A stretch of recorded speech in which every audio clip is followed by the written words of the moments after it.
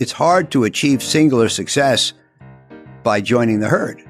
The only way to be uniquely successful is do things that nobody else is doing and have them turn out well. Welcome to the Money Maze podcast. If this is your first time joining, I'm your host, Simon Brewer. Quick word before we start. 95% of viewers aren't subscribed, so miss out on future interviews with top business, finance and industry leaders. To support the show and ensure we can keep sharing high quality content, click subscribe and please drop a like. Plus, if you have any future guest ideas, do share your suggestions in the comments section below. Otherwise, thank you for watching and listening and enjoy the show. When Warren Buffett singles you out for praise, as he has done with our guest today, it might be fair to say that they have summited the investment equivalent of K2, Annapurna and Kangchenjunga, the most challenging peaks to scale. In a capricious investing world where success is often transient, reputations easily tarnished and hubris punished, to have not only stayed the course for 55 years, but thrived, built Oaktree Capital into one of the largest investors in distressed securities worldwide, and cemented a vast and loyal following is extraordinary. His investment memos written over the years are world-class, engaging, lucid and approachable. There's been so much wisdom imparted, I actually wasn't sure where to start while preparing for today's conversation. So for our listeners and viewers, you'll see why it's such a privilege today to be talking to Howard Marks. Howard, welcome to the Money Maze podcast. It's a pleasure to be on with you. Well, we love to start by just jogging back to the early days. I understand you were born in Queens, New York, and I remember you told Nikolai Tangen, who's one of the great friends of the show, that you were a left brain person, logical and liking symmetry. And I wondered, how and when did that show up in your childhood? Prominently, I would say when I was 16, and for some unknown reason, I took a course in high school in accounting. And of course, the soul of accounting is the double entry bookkeeping system, which is the most symmetrical thing in the world. And it just clicked with me intuitively. I just understood every principle without even having to think about it. So I guess that was the first big clue. So I know you go to Wharton for a BSc in finance, then you go to Chicago where you do an MBA in accounting and marketing. It just struck me that today we hear a lot about the CFA, slightly less about the accountancy degree. And if you were choosing equal individuals and one had the accounting versus the CFA, which one do you think might be more valuable? I think that accounting is to the person in business as a good course in English is to somebody who wants to write a book. These are the languages of the respective fields, and I think they're essential. Necessary, but not sufficient, but absolutely necessary. Then mastering the lessons of finance through either an MBA or a MS in finance or a CFA charter, this is the next step. But of course, you wouldn't want to start writing a novel in English if you didn't know English. Right. So your journey starts at Citibank. As I was just saying before we started, you joined in 1969. I joined the year you left. Some might laugh at that. That was 1985. And I know you started in the world of equities. And then a few years later, you were asked to look after converts and high yield. We don't talk a lot about converts these days, and yet they're a fascinating instrument. And I wondered, as a bridge to the world you ended up with, what did they equip you with? Well, first, it's not that I was asked to look at converts. I was asked to leave the equity department because the bank had been a Nifty 50 investor, and the performance was so terrible that everybody associated with that activity kind of got removed. But I was fortunate in that the American corporation in those days pretty much gave lifetime employment. So I wasn't fired. I was asked to move to the bond department, which was Siberia, but the chief investment officer was pretty creative, and he had had a good experience at a previous employer with convertibles. So he asked me to start a convertible bond fund, which Citibank didn't have. So I went from a very large and organizationally important bureaucratic position with a big budget and a big staff and all kinds of committee memberships to the bond department where I didn't have any of that. No subordinates, no budget, no committee memberships. And I was ecstatic because all I had to do was study 40 securities and understand them better than anybody else. And, for me, that was what it was all about. And at some point I've heard you say your boss then said to you, go figure out what Mike Milken was doing in high yield. And he's been a guest on the show and just even a fantastic source of, inspiration as well. Why were you asked that? Well, number one, because I was probably underemployed. I was pulling down a big salary at the time and only studying 40 securities and investing $15 million or something in converts. So I was probably viewed as idle hands. But also the other thing is that traditionally, I think proper bond analysis consisted of studying history and current assets and income and not conjecturing about the future. But if you're going to stray into Mike Milken territory and lend money to non-investment grade companies, you better think about the future. And with my background in equities, that's all we do is think about the future. So I think that it was the turning point when forward-thinking bond analysis stopped being an oxymoron. And with my equity background, I was well positioned to do it. So hopefully I got the job on the merits and not just the fact that I was available. But it was a great thing for me to be tapped to join the high yield bond industry at its beginning. Yeah. Now, we're going to refer to a number of your great memos. One, the most important thing, and I'll quote you, although you know it because you wrote it, is if you don't know the difference between buying good things and buying things well, you should not be in this business. It's not what you buy, it's what you pay that counts. And I wondered when you first learned that. Well, I learned it, again, because I was part of the Nifty 50 administration, and we bought the best companies in America. And if you bought them the day I reported to work in September of 1969, and if you held them tenaciously for 5 years, you lost about 95% of your money. So there's a lesson in that. And I think that, if I were to describe how I got to where I am in life, I would say that I was conscious of the lessons as they arose. One of my favorite sayings is that experience is what you got when you didn't get what you wanted. And you have to learn painful lessons in the investment business, and it's better to learn them early, but it's very important that you pay attention. So here we are investing in IBM, Xerox, Kodak, Polaroid, Merck, Lilly, Hewlett Packard, PerkinElmer, Texas Instruments, Coca-Cola, AIG, and on, and losing almost all the money. So it can't be buying good things that holds the secret to success. It has to be buying things well. And so 78, I'm managing money in high yield bonds. And now I'm investing in the worst public companies in America. And I'm making money safely and steadily, because investing in them through the format of bonds on the basis of forward-looking credit analysis enabled us to buy things well. And that's when that difference struck me, and that's when I wrote it down. And were you and Mike Milken a very small tribe of people who were looked at with great suspicion?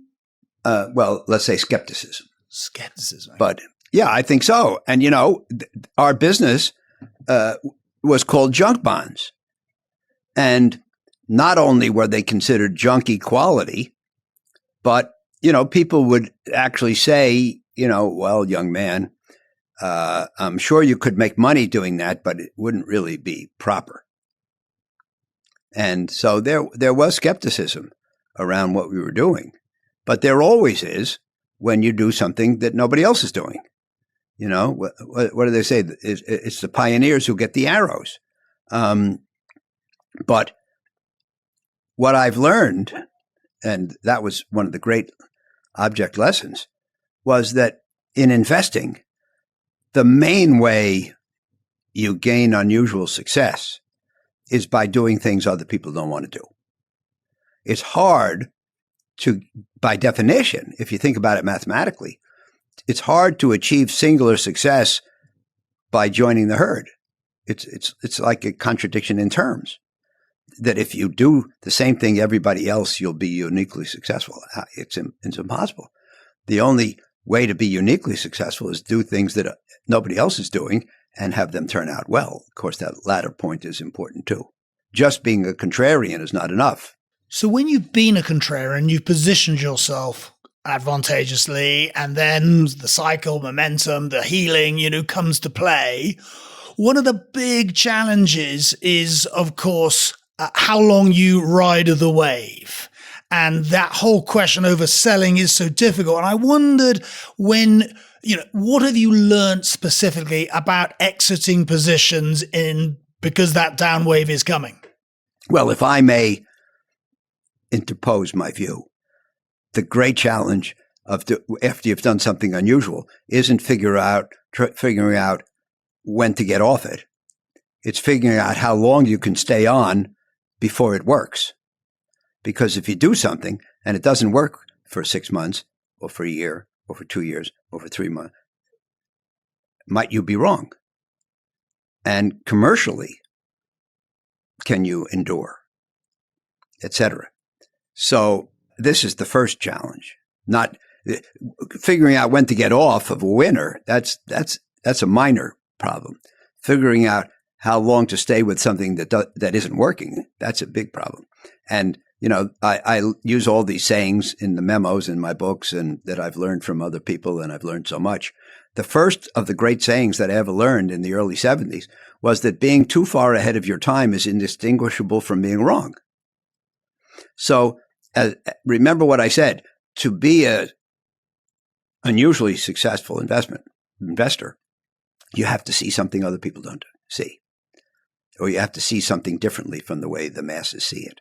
So you see something, you think this is better than most people think, you invest in it, but that doesn't mean they're going to change their minds the next day and say, Howard, you were right, and bid it up. And that process can take a long time. How do you last?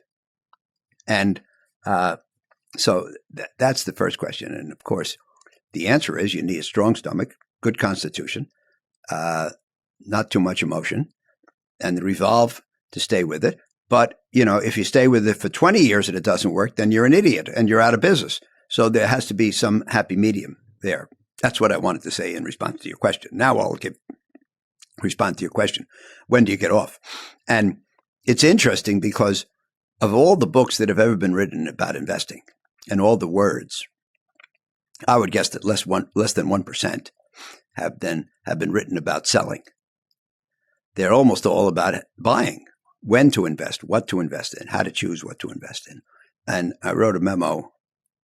By the way, this is a good time to say that if anybody's interested in reading the memos, they're all available at the Oaktree Capital website under the heading of Insights, Memos from Howard Marks. And they're all free, so the price is right. So I wrote a memo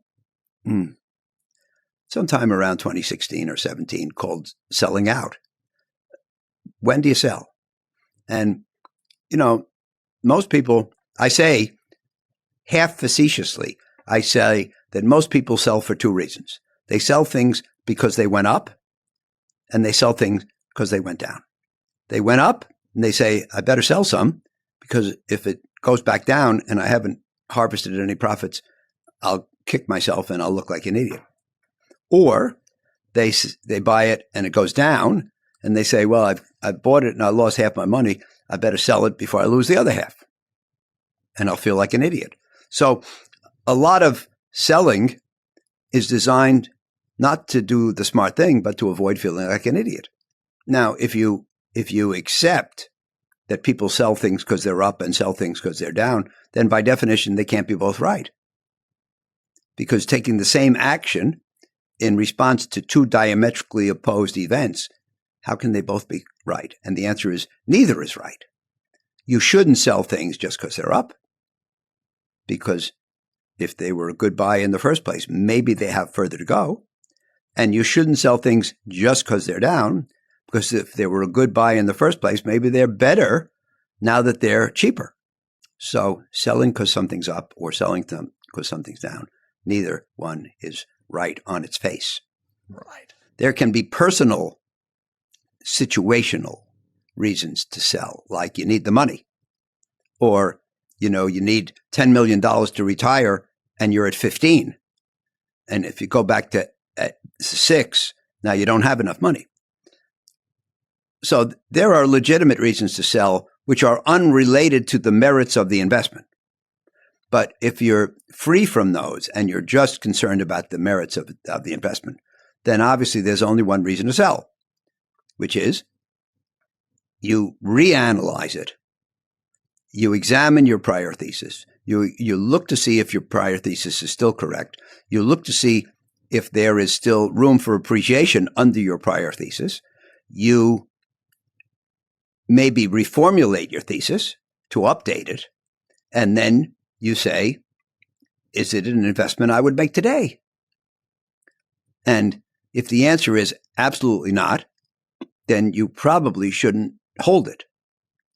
But, most people who are doctrinaire, who are, I would say, smug, say everything's either a buy or a sell.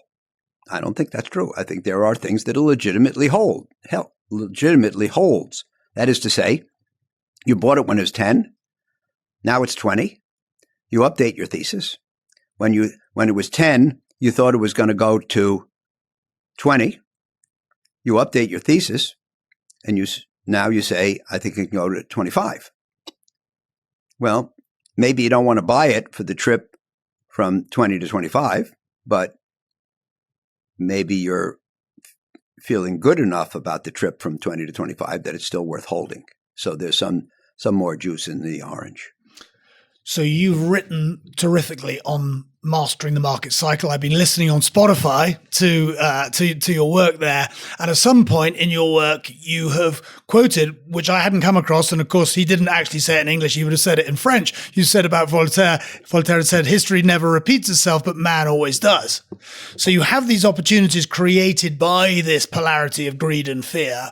And would it be fair to say that actually that's an enduring condition, and that leaves one always hopeful that markets will react and overreact, and therein lies opportunity?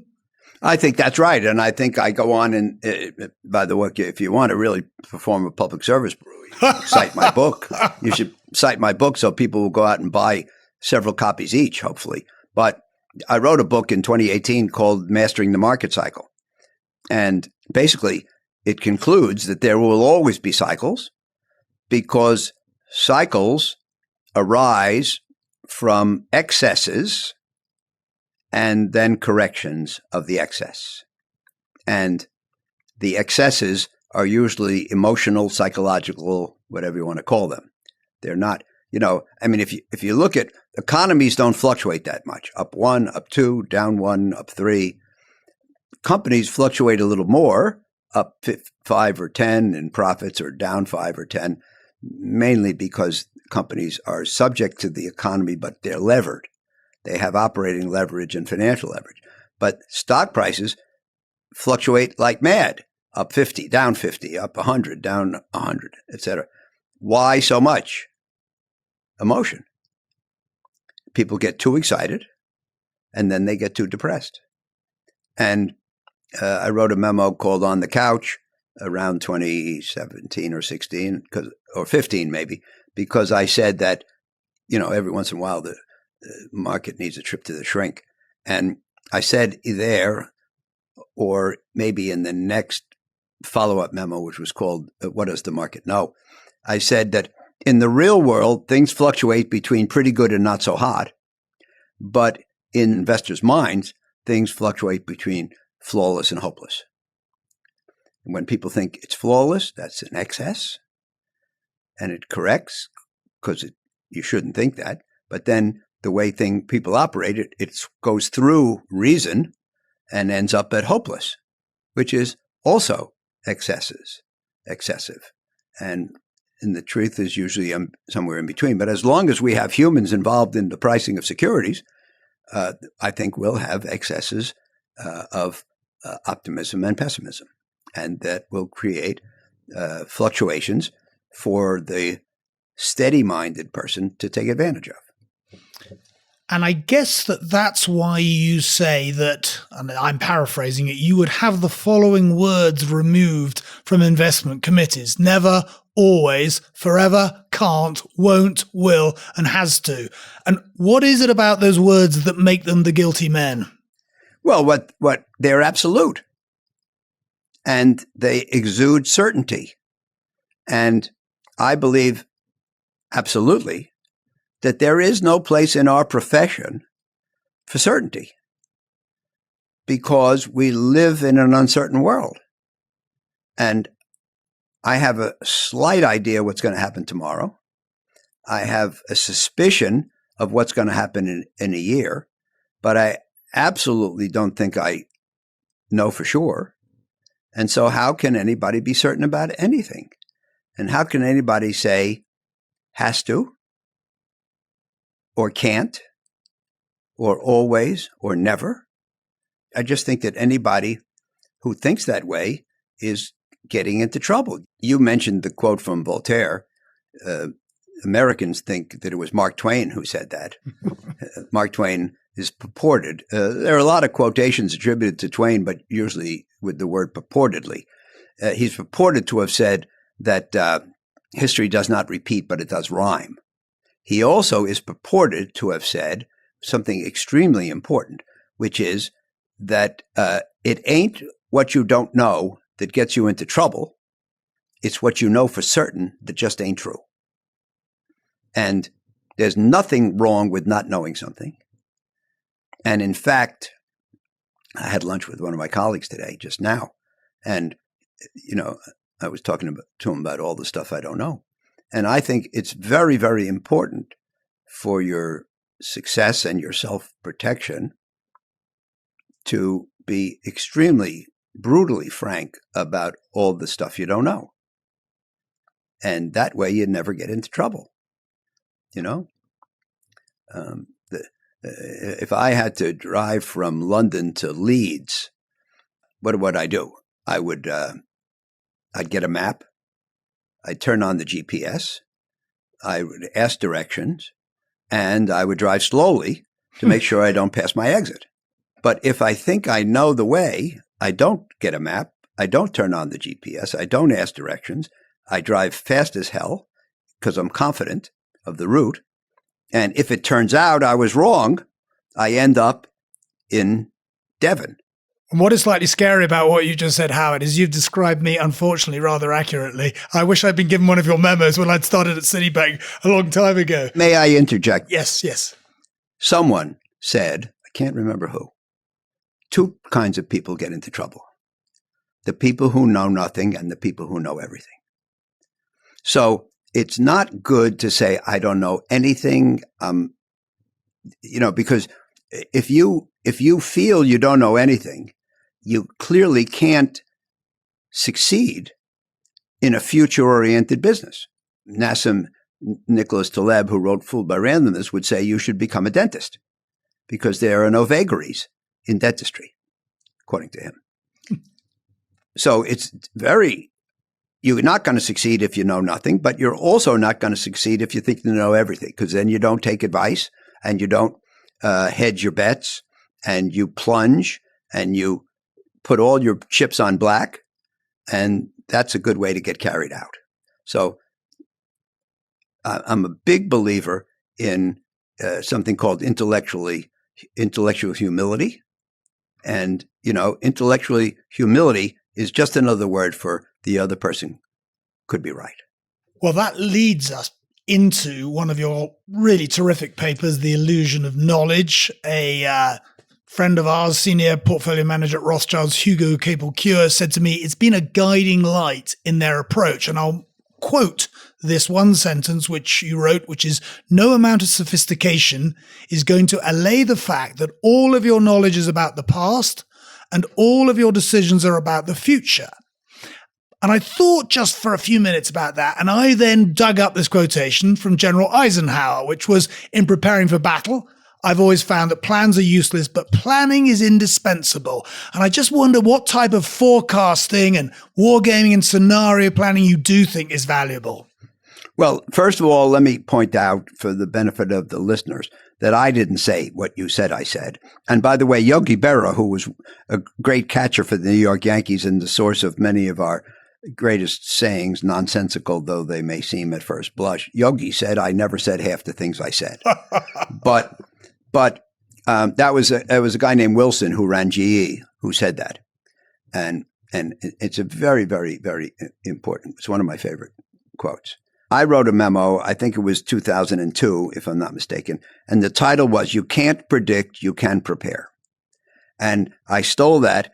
That was the tagline from the advertisements of the Massachusetts Mass Mutual Life Insurance Company, one of our big, good life insurance companies. I think it's very provocative because there's a tendency to say, well, if you can't predict, how can you prepare? Predicting is how you understand what's going to happen, and preparing is making ready for what's going to happen. So how can you prepare for what's going to happen if you don't know what's going to happen? And the answer is, if you think you know what's going to happen, you're an idiot. So preparing really means not preparing for one outcome, but for having a portfolio or approach to life which prepares you for a range of outcomes. I think that's where success lies.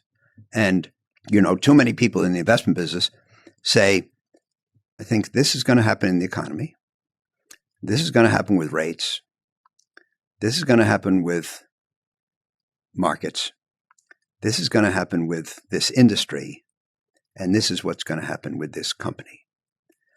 And if you get all five of those right, then you end up rich as Croesus. But what's the probability of getting all five right? And if you specify, I call that single scenario investing. And if you specify that single scenario and invest as if you're right, out of certainty, and it turns out a few of those things surprise you, might the investment portfolio you have fashioned be absolutely wrong and out of phase and disastrous. So preparing for a single outcome, I think, is a mistake in an uncertain world. And all we can do as investors is prepare for a variety of outcomes. We want a portfolio that will do well if the things we think are most likely happen, pretty good if the other things that we think are likely happen, and not terribly if the things we don't think will happen. Now, that's not easy. And it's complicated by the fact that there's nothing you can do that can prepare you optimally for all scenarios. So you have to say, which scenarios do I want to prepare for? Which range of scenarios do I think will fall into, and if I'm ready for them, will make me good money? And which ones do I not have to prepare for?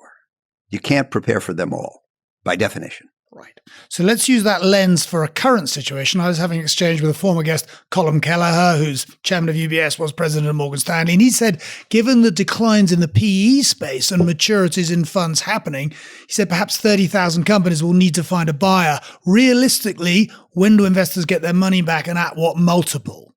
Well, that's a great question, isn't it? Because,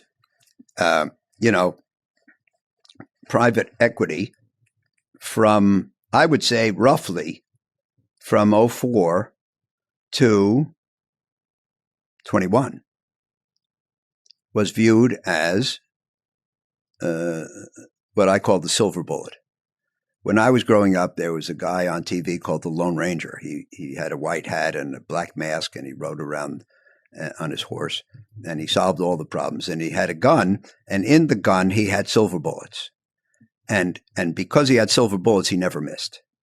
See, So investors are always looking for the silver bullet, the thing that will make them rich without risk and without fail. But by definition, it can't exist. But as my mother used to say, hope springs eternal. And I would say that from 2004 until 21, private equity was knighted as the silver bullet. I wrote a memo in December of 22 called Sea Change. And I said in there that in 1980, I had a personal loan outstanding from a bank. And I got a slip of paper in the mail, and it said the rate on your loan is now 22.25. And in 2020, 40 years later, I was able to borrow from a bank at 2.25.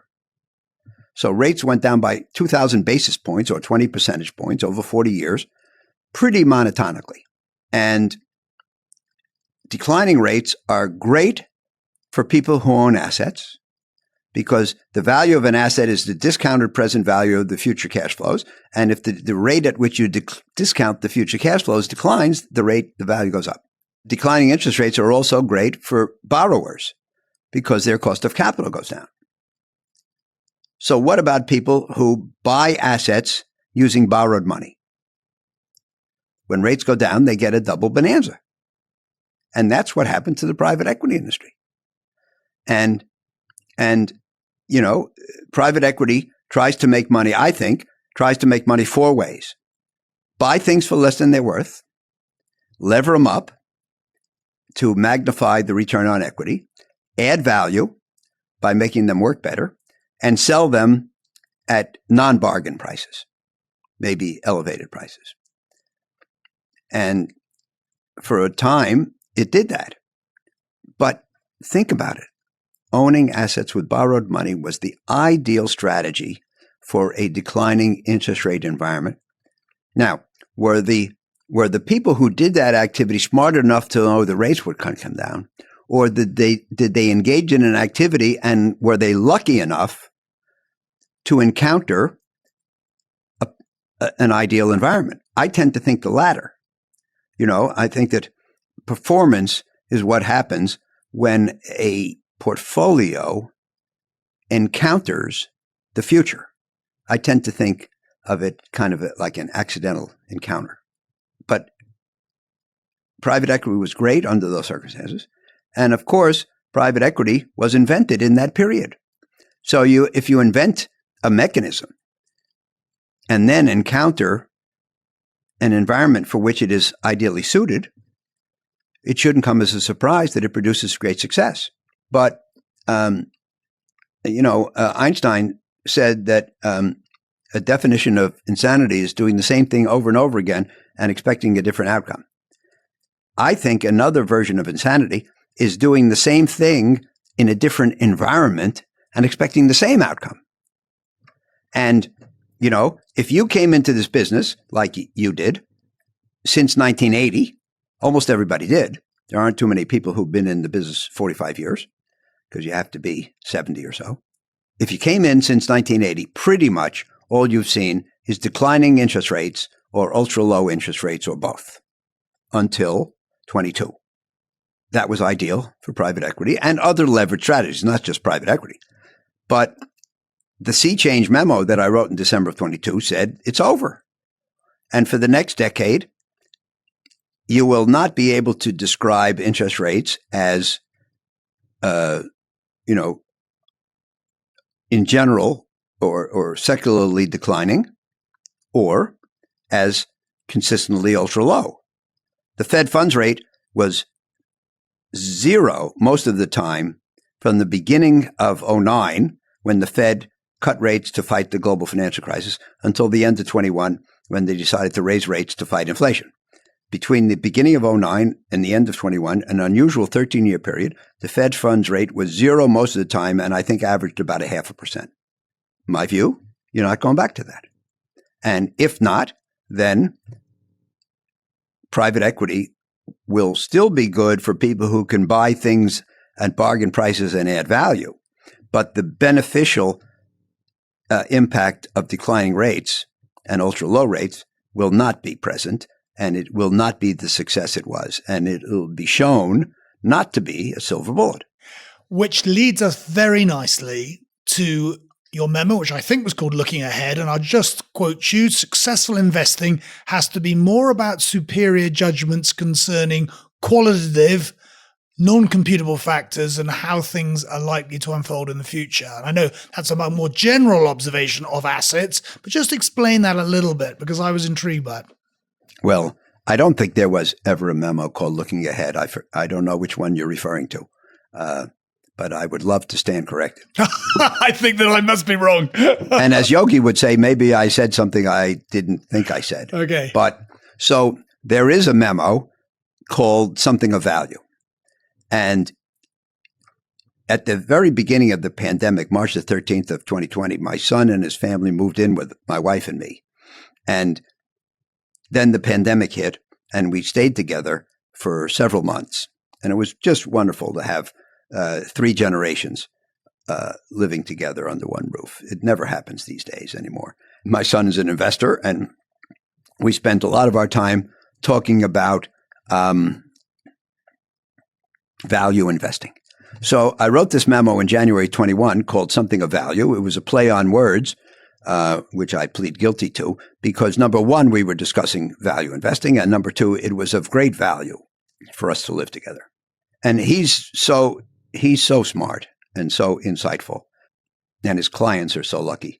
Again, mathematically, it can't make you an unusual success. So, and by the way, if you look at the SEC today, I think they consider one of their main jobs to making sure that everybody has the same information at the same time, right? There's something called Reg FD, Regulation Fair Dealing. A company has to tell everybody everything at the same time. So quantitative, readily available quantitative information about the present can't make the difference.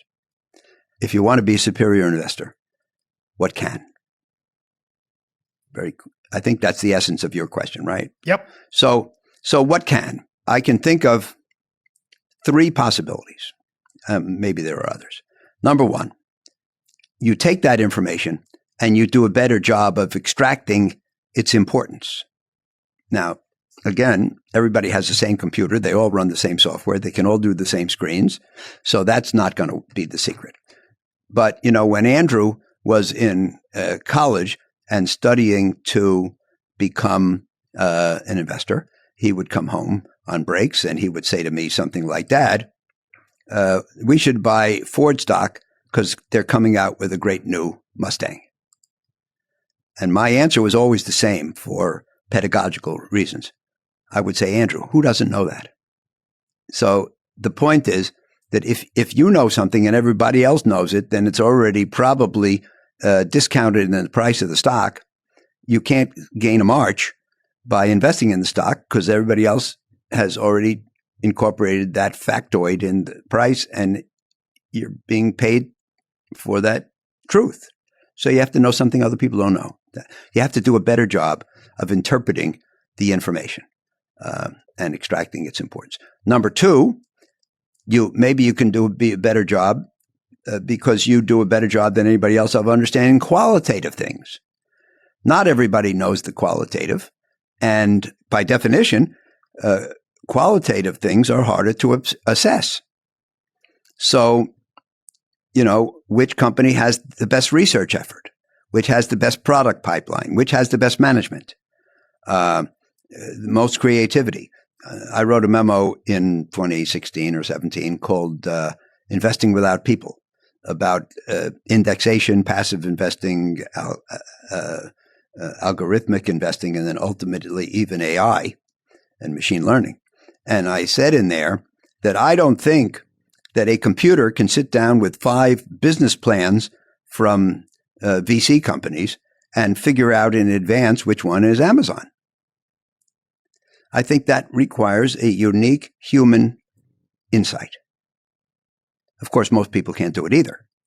So merely taking the computer out of the equation and turning it over to people is not but at least when a person subjects themselves to a qualitative task like that, they have the possibility of doing something in an exceptional way. So that's number 2, qualitative.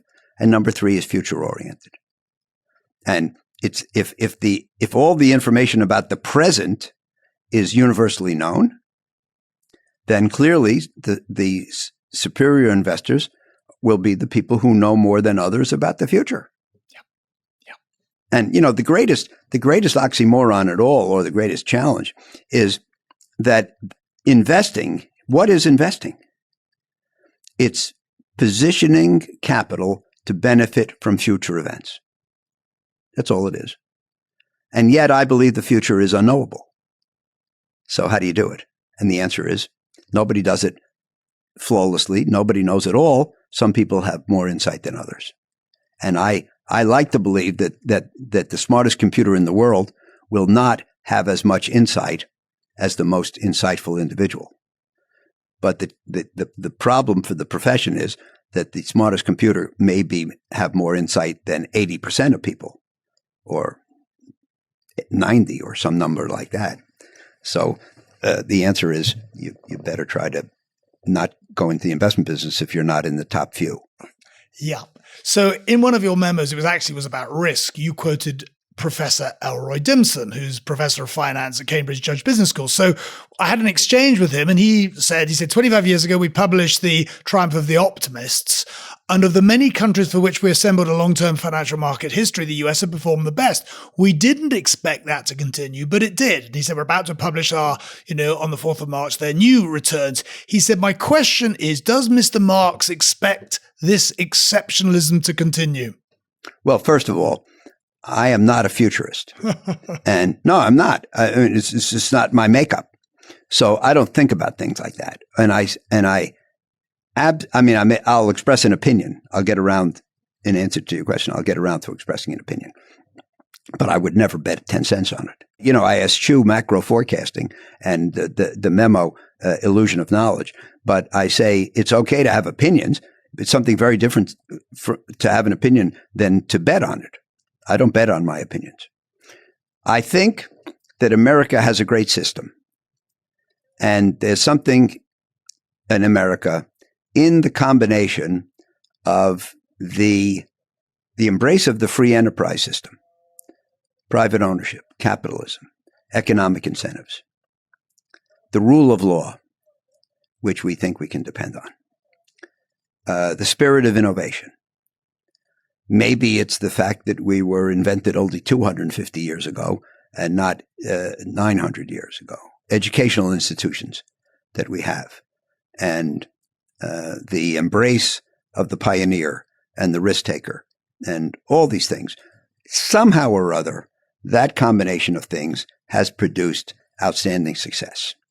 And, from a standing start 2.5 centuries ago, I describe the U.S. as having been preeminent for the last 100 years, since the end of World War I. And obviously preeminent economically, but not just that, because we've accomplished great things in all walks of life,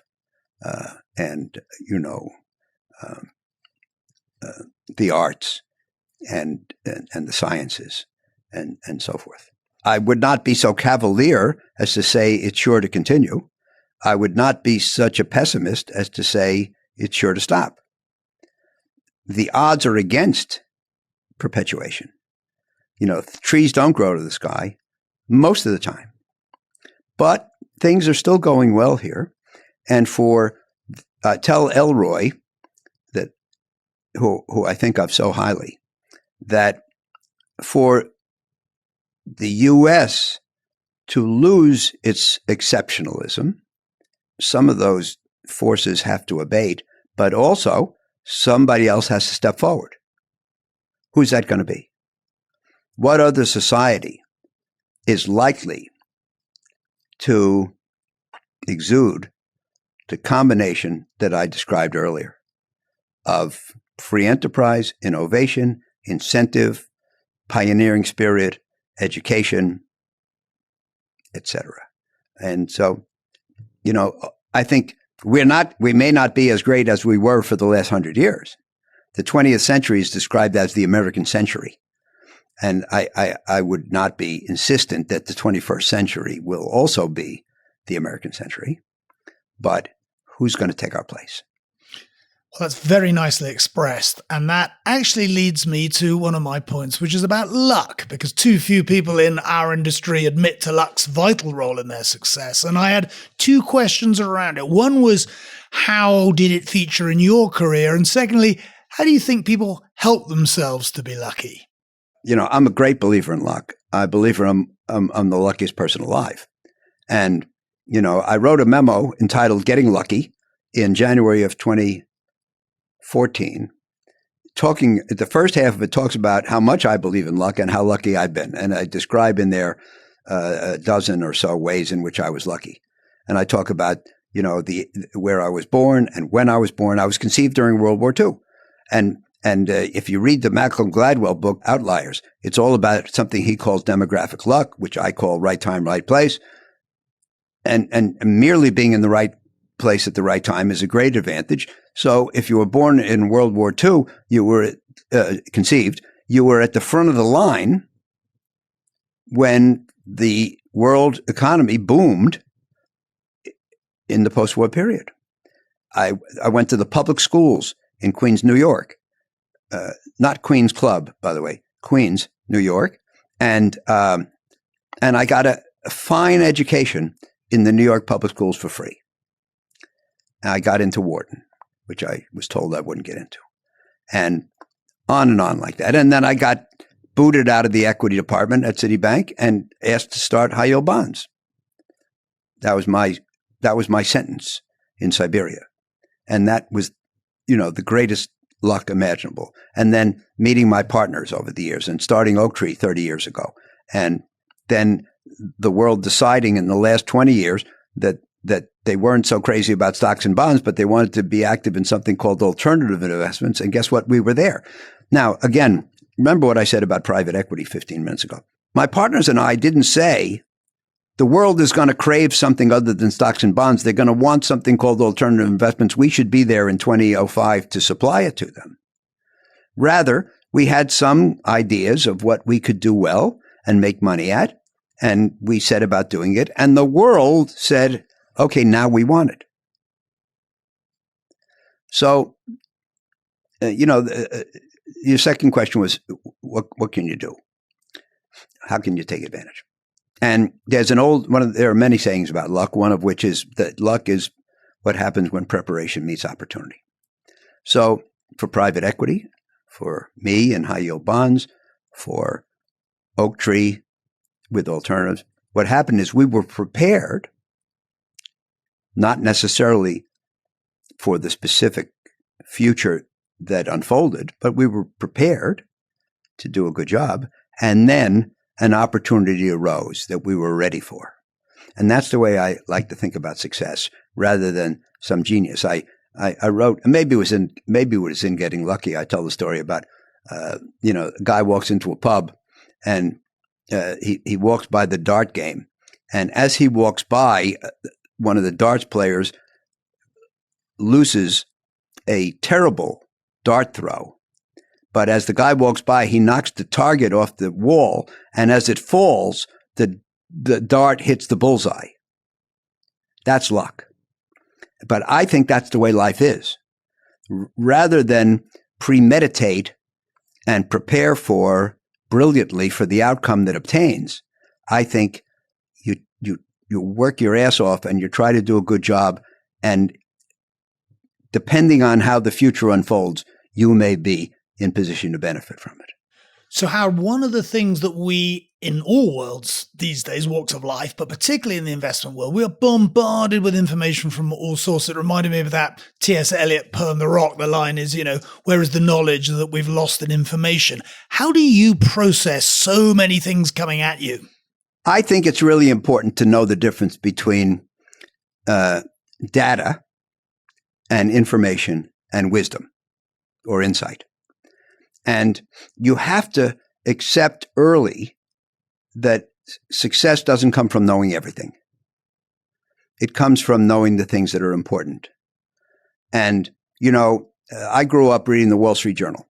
And every day in the Wall Street Journal, and especially in earnings season, you open the journal and there's a page where they tabulate companies' earnings, sales, earnings, EPS. 10, 20, 30, 40, 50 companies in earnings season.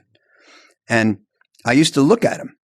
And then after a short time, I stopped looking because I said, just a minute, looking does me no good if I don't know what was expected. You see a company made $20 last year and $30 this year. You don't know if that's good or bad. If it made 20 last year and people were expecting 20 this year, then 30 is a bonanza. But if they're expecting 40, it's a big disappointment. So merely reading that they made 30 doesn't tell you a damn thing. Why waste your time? So you have to give up on knowing the minutia and not think that being well informed means knowing all the facts. And you have to look at, for example, Buffett and Munger. Charlie, in particular, who I was fortunate to spend a lot of time with, in part because we both lived in L.A., he used to say, wisdom does not come from batting back a bunch of facts. And there's a book out called The Warren Buffett Way. And I was asked to write the foreword for maybe it's the current edition or some edition. And I wrote an article called The Exception. What makes Warren Buffett Warren Buffett? And I talked about the things that are singular about him. And one of the important ones is that he figures out which few things are important, and then he studies the hell out of those, as opposed to trying to know all the facts. And usually, to go back to Andrew Marx and the readily available quantitative information at the present, usually those few things that are the most important are not current data, but they are the forces that will make the company successful or unsuccessful in the company. And so it takes a singular intelligence to figure out what they are, and then a singular insight to predict what's going to happen with regard to those few things. But that's how you reach success, not by being, an encyclopedia. You've seen so much that one of the things that must have surprised you will have been the explosion of government debt globally, but the US particularly. It's the ultimate credit conundrum for many of us who just kind of think, is it just going to be monetized? How are they going to deal with it? I know you're not in the predicting game long term, but what's your sense of how a powerful country, which isn't able to run a primary balance at the moment, deals with this debt issue? Well, of course, the last time we had a budget surplus was when Clinton left office, which was around 2000. And now deficits over the next 25 years became routine. And in the last several years, they became enormous. The fighting the pandemic gave rise to enormous deficit spending. And then when it was over, people said, well, what the hell? Why don't we just keep doing it? I don't know if they said it consciously, but anyway, they kept doing it. And last year we had a deficit approaching $2 trillion in prosperity. Lord Keynes, who was described as the father of deficit spending, had the idea, or codified the idea, that it was okay to spend more money than they brought in times of sluggishness to stimulate the economy to produce the jobs we wanted. But then when we had prosperity, the government should bring in more than it spent and take the surplus and pay down the debt. So it was kind of circular. And everybody likes the first part and everybody has forgotten the second part because the second part is not fun. And unfortunately, politicians have figured out that they can be more popular the more stuff they give away. And the politician who stands up for austerity and says, no, let's apply some discipline, let's spend what we make or less and pay down the debt, he's unlikely to be returned to office because people can characterize him as a scold. So it's really unfortunate. It's a failure of our leadership It's also kind of a 21st century mentality of instant gratification. I'd like to have that and that and that and that. This business about making choices and living within your means seems terribly old-fashioned. So what's ever going to change it? Well, interestingly, of course, for example, Trump looks like he may change it. And Trump is going around taking an axe to government spending. Of course, he also wants to cut taxes. And the blueprint for American finance, which I think the House approved this week, will reduce spending by $2 trillion over the next decade, but taxes by $4.5 trillion. So that's not a great step in the direction of prudence or balanced budget. But on the other hand, if they just check the rate of growth of the deficit and the debt, and let's say, what if we get to a place where they were running deficits every year, but the debt grew slower than GDP rather than faster? Most people would probably say that would be a really good outcome today. And I think it's possible. So as you say, I'm not a futurist. I'll say it again. And I don't have a forecast on the subject, and I don't bet on it, any money of my clients or myself. And I think it's the worst thing about America today. I mentioned, I read off 15 minutes ago a list of the advantages we have, which have made us preeminent, to use Elroy's word. I think the worst thing about it is our profligacy, lack of discipline, appetite for delayed gratification, and our deficit spending. But, there's a chance that Trump will mark a turning point, and that maybe in the future, politicians will compete to get elected, not by promising more junk for free, but by promising reasonable discipline. Got it. There's a chance. So, 3 very short, quick closing questions. Who's the most interesting person you've ever met? Jacob Rothschild was extremely interesting because he was a great investor. He was well-versed in finance. He was a Renaissance man, great in the arts, civic service to the country. I learned a lot from him and enjoyed his company in many areas. And I was lucky to live in London a third of the year from 2006 to 2018, and we spent a lot of time together. Secondly, if you were going to give your favorite book to a close friend, what would the book be? I think I would recommend a book called A Short History of Financial Euphoria by John Kenneth Galbraith, which it is a short book. I like short books because I'm a very slow reader, and it's about 100 pages. But it gave me a great feeling for the psychological fluctuations that so dominate the market, and really influenced me on the course toward emphasizing an understanding of that, which has been a rule for me over the last 30 years. And finally, if you were only allowed, and I know it would be deeply painful and not correct, but only allowed to give one piece of advice to somebody starting in finance, what would that one piece of advice be? Well, I would step back and question whether or not to start in finance. But what I would say to a young person starting off in life, there's a writer called Christopher Morley, and I love to quote him because he said, there's only one success, to be able to live your life your own way.